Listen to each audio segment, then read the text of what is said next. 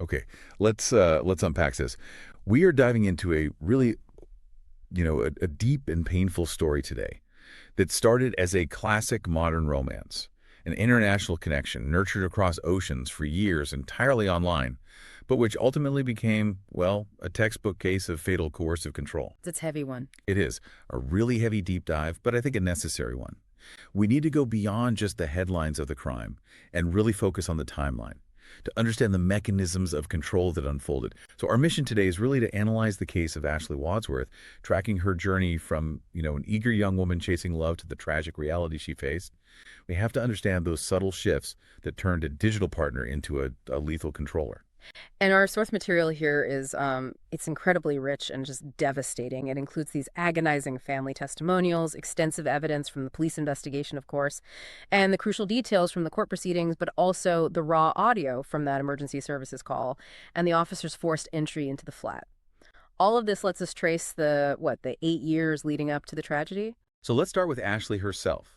She was 19 years old, from Vernon, Canada. Her family described her as this super happy, free spirit, huge smile, a zest for life. She was active on social media, she loved making TikToks, and she saw this 6-month visa trip to England as the trip of a lifetime. Right. She was the ultimate believer in that romantic story. This wasn't a sudden thing. It was the end result of like half a decade of this intense, long distance communication. For her, closing that gap was everything. And that's the foundation we need to look at. I mean, the relationship began when Ashley was just 12 and Jack Sepple was 15. They met on Facebook. What's fascinating there is just the sheer length of the digital relationship before it ever became physical. For the first few years, they really were just friends. They talked about their different countries, shared cultural jokes, and built this whole foundation of familiarity.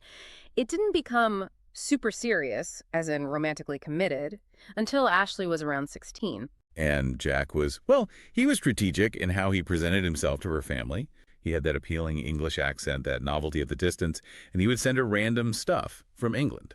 And that's where the sources reveal the first sort of subtle warning signs. The family admitted, in hindsight, that they thought it was strange that a man 4 years older than her was sending her gifts from across the ocean. It's a calculated move. It makes him look caring and invested, but that dynamic, it also subtly creates a sense of obligation from Ashley.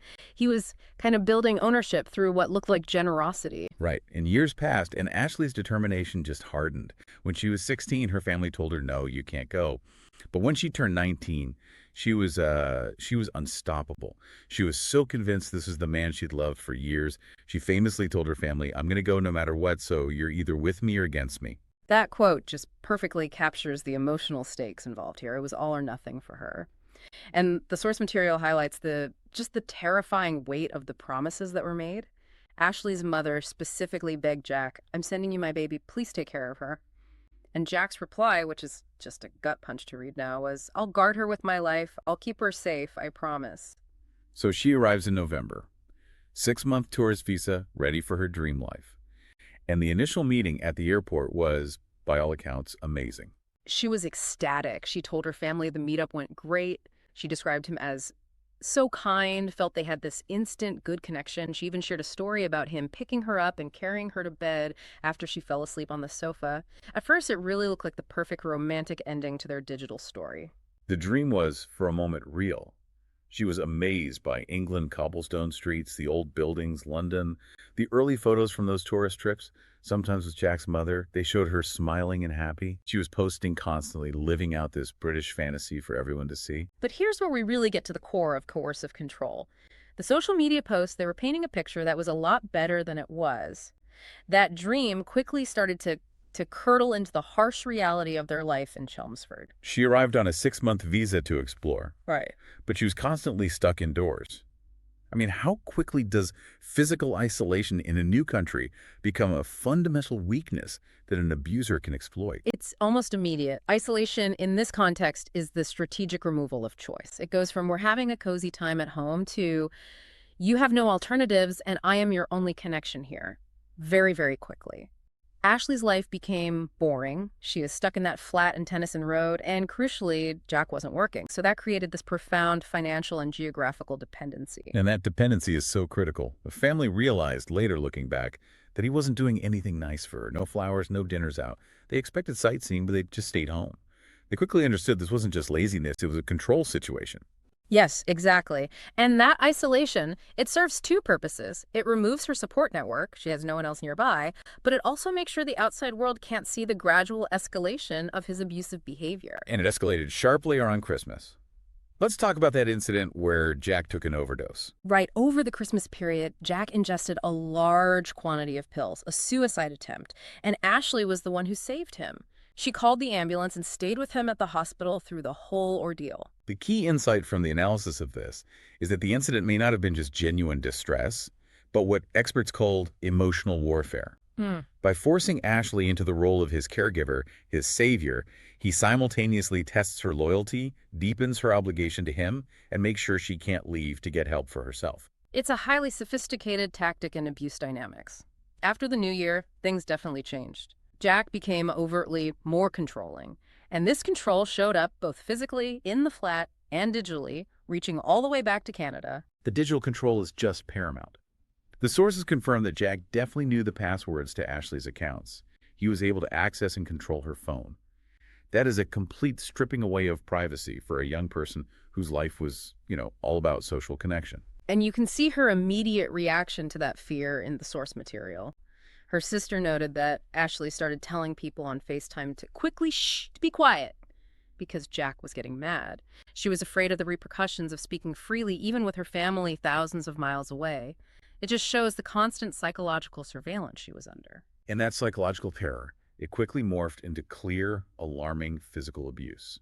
Let's trace the specific incidents that signaled the danger to her family, who were watching this unfold through a screen. The first one was seen during a FaceTime call. Jack hit her over the head with a glass cup. The second, just a week later, he's throwing objects at her during another video call. Rapidly decreasing emotional regulation. And it kept escalating. During one fight, Ashley ran in terror to a neighbor's house. She had no shoes, a cut hand, a smashed phone, and she told the neighbor plainly, "Jack's just beating me up." And the most disturbing detail she shared with that neighbor, which is just a definitive indicator of dangerous rage, was that Jack had also threw the kitten against the wall. Yeah. When someone directs violence toward a vulnerable pet, it confirms a complete loss of restraint, and it foreshadows imminent severe violence against the human victim. And the police and psychological analysis confirmed this fits a highly predictable pattern, a well-trodden pattern. The core finding was that this was an individual with a profound need to control, a need to coerce women to do what he wanted, and he used anger and violence as the tools to enforce that control. And even as she was going through this, she was trying desperately to communicate her distress. We know from the sources there was an unsent message she tried to draft to a family member, like a cry for help. But then she unsent it or retracted it, likely out of just paralyzing fear that Jack would see it. And that fear was rational because the violence was only increasing. Ashley finally made the critical, life-saving decision. "I think I need to go home like a sap." The family, realizing the immediate danger, they booked a flight right away. The only thing that stopped her from getting on that plane was the requirement for a mandatory COVID test for international travel at that time. It was a temporary delay that proved fatal. In those final hours, Ashley was clearly distressed, reaching out for any kind of emotional support. She felt really down in her relationship and needed a lift up. She reached out to the Mormon church sister missionaries in Chelmsford, who she'd met before, just seeking some solace. And that final reach for help led to those missionaries and a neighbor going to the flat after Ashley went silent. They heard muffled sounds. They got no answer, and they called the police. This is where that raw police audio captures the urgency of it all. The officers arrive, and you can hear the tension as they realize someone is inside but refusing to open up. The dialogue is captured. "Hello, so please open the door, otherwise I'm going to have to put it in. Open the door. I know you're in there. I've just seen you. You need to open the door. It's going to come in." They moved from request to command so fast, and the definitive moment, which just says everything about them realizing the danger, is that final order on the audio. Yeah. "Mate, open the door. You got 5 seconds, otherwise we're kicking it in." When those officers forced their way in, the scene they found was just an immediate, profound tragedy. Jack Sepple was on the bed with Ashley lying next to him. A large quantity of blood. Ashley was deceased. Unsurvivable. The post-mortem later revealed the horrific extent of the violence. She'd been stabbed at least 90 times in the chest area, and she had also been strangled. It was a prolonged, brutal attack born out of just uncontrolled rage and the need to end that control struggle permanently. And Jack's actions when the officers entered are maybe the most chilling, calculated details in the whole report. As they rush in, he's sitting right next to her, on his phone, casually talking to his sister. Even more disturbing, he had recently updated his Facebook profile picture with a photo of them, and he used the caption, "Mine forever." The contrast between that digital pretense of ownership and the physical reality of the crime scene, it says everything about the abuser's mindset. When the officer asked what happened, Jack immediately tried to deflect. He said, "I went psychotic, I'm sorry." But then he clarified the facts. "I strangled her and I stabbed her." So after his arrest, Jack immediately starts these legal maneuvers to try and obfuscate the truth and minimize his culpability. Exactly. He was interviewed 3 times at the police station with his solicitor present, and each time he used that standard tactic. No comment to every single question. The sources confirm he was completely emotionless through the whole process. Just a lack of remorse. He also refused to say where the murder weapon was, which forced this prolonged search. Specialist officers eventually found the blood-stained knife hidden behind the radiator in the bedroom. Ashley's DNA and Jack's DNA on the handle. His first statement, "I went psychotic," that immediately signaled what the defense was going to be: insanity or diminished responsibility. So expert psychiatrists were brought in to assess his mental state. And the expert conclusion here is so vital for the legal outcome. While Jack did suffer from certain mental health issues, the psychiatrist determined they were not at a level that made him insane or diminished his responsibility.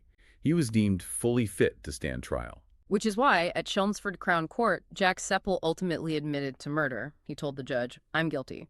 He was sentenced to a minimum of 23.5 years behind bars. And this brings us back to the long-term pattern that the source material revealed, which really informs the whole analysis of coercive control.